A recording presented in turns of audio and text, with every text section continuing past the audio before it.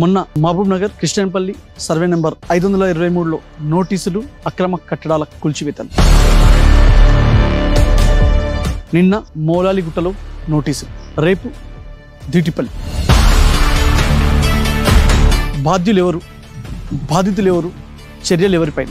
ఇప్పటి వరకు double bedroom 2 పడకల గదుల కళ అనేది ఒక కళగానే మిగిలిపోయి చాలామంది బాధితులు ఉంటే, గత ప్రభుత్వంలో డబుల్ బెడ్రూమ్ పొందిన వారు కూడా ఎంక్వైరీలు, నోటీసులు అంటూ భయభ్రాంతులకు గురై బాధలు అనుభవిస్తున్నారు. అసలు డబుల్ బెడ్రూమ్ల విషయంలో ఏం జరుగుతుంది, ఎందుకు మళ్ళీ ఎంక్వైరీలు, నోటీసులు?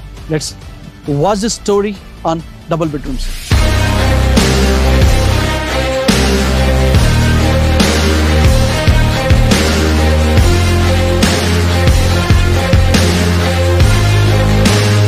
పేదల సొంతింటి కల సాకారం చేసేందుకు తెలంగాణ తొలి ముఖ్యమంత్రి కేసీఆర్ ప్రభుత్వం ప్రతిష్టాత్మకంగా ప్రారంభించింది డబుల్ బెడ్రూమ్ ఇళ్ల పథకం.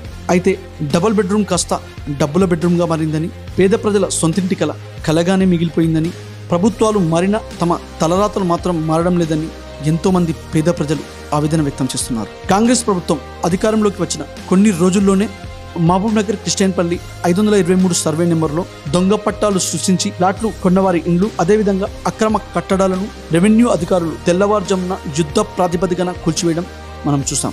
ఇప్పుడు దీటిపల్లి కేసీఆర్ నగర్ డబుల్ బెడ్రూమ్స్లోని 1024 ఇళ్ల కేటాయింపులో, అదేవిధంగా మౌలాలిగుట్ట డబుల్ బెడ్రూమ్స్ కేటాయింపులో సైతం అవకతవకలు జరిగాయని పలువురు రెవెన్యూ అధికారులకు, కలెక్టర్కు ఫిర్యాదు చేయడంతో రెవెన్యూ అధికారులు గత కొద్ది కాలంగా 360 డిగ్రీ డేటా ద్వారా, అదేవిధంగా థర్డ్ పార్టీ ఎంక్వైరీ సంస్థల ద్వారా ఎంక్వైరీ చేస్తున్నారు. అయితే ఈ ఎంక్వైరీకి ఎవరైతే హాజరు కాలేదో వారికి, అదేవిధంగా ఎంక్వైరీలో అనర్హులు అని తేలిన వారికి నోటీసులు జారీ చేస్తున్నారు. ఇప్పటికీ మౌలాలిగుట్టలో ఉన్న 670 ఇండ్లకు గాను ఇప్పటికీ దాదాపు 300 మందికి నోటీసులు ఇవ్వడం జరిగిందని, అదేవిధంగా దీటిపల్లి డబుల్ బెడ్రూమ్లో సైతం దాదాపు 300 మందికి నోటీసులు ఇచ్చే అవకాశం ఉన్నదని విశ్వసనీయ సమాచారం.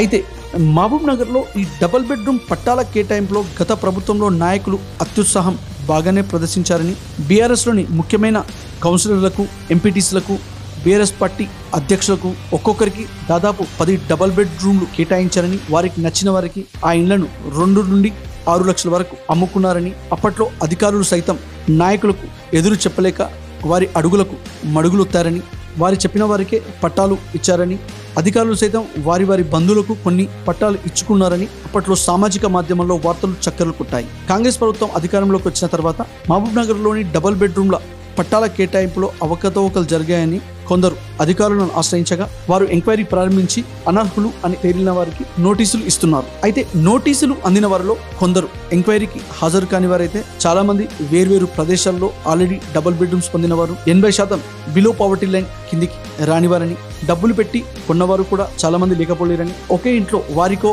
వారి భార్యకో గవర్నమెంట్ జాబ్స్ ఉన్నవారికి నోటీసులు ఇచ్చారని, ఇంకా ఇచ్చే అవకాశం లేకపోలేదని విశ్వసనీయ సమాచారం. అయితే ఈ డబుల్ బెడ్రూమ్ ఎంక్వైరీ నోటీసుల విషయంలో ఎమ్మెల్యే ఎన్ఎం శ్రీనివాస్ రెడ్డి మాట్లాడుతూ తాను అధికారులకు పూర్తి స్వేచ్ఛను ఇవ్వడం జరిగిందని, పేదలకు, అర్హులకు సంక్షేమ పథకాలు ఎటువంటి దళారీ వ్యవస్థ లేకుండా అందించడమే తన ప్రధాన లక్ష్యమని, ప్రస్తుతం తమ ప్రజాపాలనలో ఇల్లు లేని వారికి, ఫ్లాట్లు ఉండి ఇల్లు కట్టుకోవాలనుకునే వారికి కూడా అధికారులు ఎంక్వైరీ చేసి నిజమైన లబ్ధిదారులను వెలికి తీసి ఇందిరమ్మ ఇండ్లు, సంక్షేమ పథకాలు అందించేలా ప్రణాళికలు చేస్తున్నారని, తమ ప్రభుత్వం అధికారంలోకి వచ్చినప్పటి నుండి ఇప్పటి వరకు ఒక్క డబుల్ బెడ్రూమ్ మేము కానీ మా నాయకులు కానీ అనర్హులకు ఇవ్వలేదని ఎమ్మెల్యే ఎన్ఎం శ్రీనివాస్ రెడ్డి చెప్తున్నారని విశ్వసనీయ సమాచారం. గతంలో 523 సర్వే నెంబర్లో అధికారులు రాత్రికి రాత్రే అక్రమ కట్టడాలను కూల్చివేయడం, ఫేక్ పట్టాలతో నివాసం ఉంటున్న వారిని ఖాళీ చేయించడం మనం చూసాం. ఇప్పుడు అనర్హులను గుర్తించి వారిని ఖాళీ చేయించే అవకాశం లేకపోలేదని, 5-6 లక్షలు వెచ్చించి డబుల్ బెడ్రూమ్స్ కొని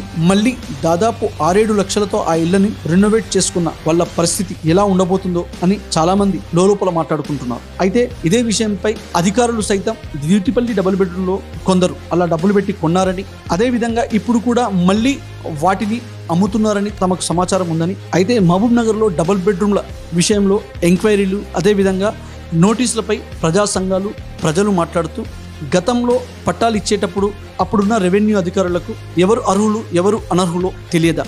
అప్పుడు పట్టాలు ఇచ్చి పట్టాలు పొందిన వారు ఇల్లు కట్టుకున్న తర్వాత ఈరోజు సడన్గా వచ్చి ఇల్లు ఖాళీ చేయాలని, ఇల్లు కూల్చివేస్తామనడం ఎంతవరకు న్యాయమని లక్షలు వెచ్చించి ఇల్లు కొని వాటిని రినోవేట్ చేసుకున్న తర్వాత కూడా ఇప్పుడు మళ్ళీ ఖాళీ చేస్తారని ఈ మధ్య దివిటిపల్లిలో ఎన్నోసార్లు ఎంక్వైరీకి రావడం ప్రజలను భయభ్రాంతులకు గురి చేసేలా ఉందని, ఎప్పుడు ఎంక్వైరీకి వస్తారో తెలియడం లేదని, ఇండ్లు వచ్చిన వారు రానివారు ఇద్దరూ ఇప్పటికీ సంతోషంగా లేరని ప్రజా సంఘాలు భావిస్తున్నారు. అయితే ప్రస్తుతం ఏదైతే ప్రజాపాలనలో ఇందిరమ్మ ఇండ్లు పథకం ఏదైతుందో వారికైనా అన్ని ఎంక్వైరీలు చేసి నిజమైన లబ్ధిదారులను వెలికి తీసి ఇందిరమ్మ ఇండ్లు కేటాయిస్తారా, లేక ఇప్పుడు కూడా నాయకులు చెప్పిన వరకే ఇస్తారా వేచి చూడాలని ప్రజా సంఘాలు అనుకుంటున్నారు. అయితే ప్రస్తుతం కాంగ్రెస్ ప్రభుత్వంలో గృహలక్ష్మి ఇందిరమ్మ ఇండ్ల కేటాయింపులో అవకతవకలు జరగకుండా నిజమైన లబ్ధిదారులను గుర్తించి, అంటే బిలో పావర్టీ లైన్ కింద ఉన్న నిజమైన పేద లబ్ధిదారులను గుర్తించి వారికే ఇందిరమ్మ ఇండ్లు గృహలక్ష్మి పథకం అందేలా చూస్తారా వేచి చూడాలని పలు సంఘాల నాయకులు ప్రజలు అనుకుంటున్నారు. అదేవిధంగా